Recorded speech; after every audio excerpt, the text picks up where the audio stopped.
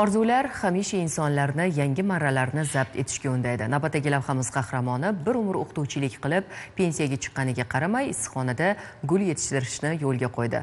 Quvonarlisi, bugun Gulsevar onaxonning qiziqishi sabab uning oilasi mo'may daromadga ega bo'lmoqda.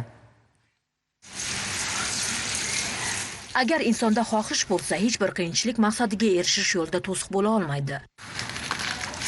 Kattaqo'rg'onlik Tojinor Norova uzoq yillar davomida ta'lim sohasida faoliyat yuritib, o'qituvchilikdan direktorlikkacha bo'lgan mas'uliyatli yo'lni bosib o'tdi.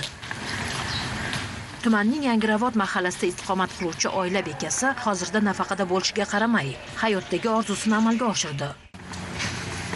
Tojinor opa o'z xonadonida issiqxona tashkil qilib, gulchilik bilan shug'ullanishni boshladi.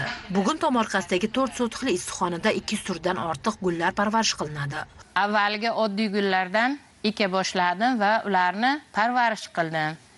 Keyinchalik gullarni barcha mamlakatlardagi gullarni o'stirishga qiziqdim va shu gullarni o'stirishni amalga oshirdim. Bugungi kunda 200-300 dan ortiq gul turlari bor.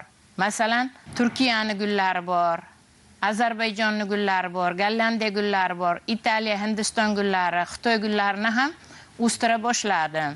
Ular hovliga bezak, qolaversa inson salomatligiga ham ijobiy ta'sir ko'rsatishini aytadi Gulsevar. Aloy gulini olsangiz, masalan, yaralar bo'lsa, ularni davolaydi, oshqozon ichaklarni davolaydi. Hozirgi kunda, masalan, o'zimiz tutgul deymiz, shularni ham o'stiryapman. Bularni turli ko'rinishdagi, turli ranglari bor, oq, qizil, sariq ranglari bor. Keyin oleandra gullari bor. Biz uni mahalliy tilda tol gullari deymiz. Keyin palmalar bor, palmalarning ham bir nechta turlari bor. Washington turi bor, Kanarskiy turi bor. Gulchilik ortidan daromadi ham yomon emas. O'tgan yilda 120 million so'm daromad qilgan bo'lsa, joriy yilda 150 million so'mga yaqin foyda olishni reja qilgan. Daromad ortidan yangi avtomobil ham sotib oldi. Burni orqasidan farzandlarim o'qidi. Ularga hozirgi kunda hovlilar, imoratlar qilyapmiz, mashina olyapmiz. Shu yil masalan Labo mashina oldik, guldan foyda qilsangiz bo'ladi.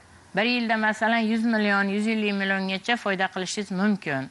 Shuni ketidan masalan oilaviy sharoitingizni ham to'g'rilab olsangiz bo'ladi. Faxriy o'qituvchi nafaqada ham harakatdan to'xtamadi. Oilasi uchun daromad manbaini yaratdi.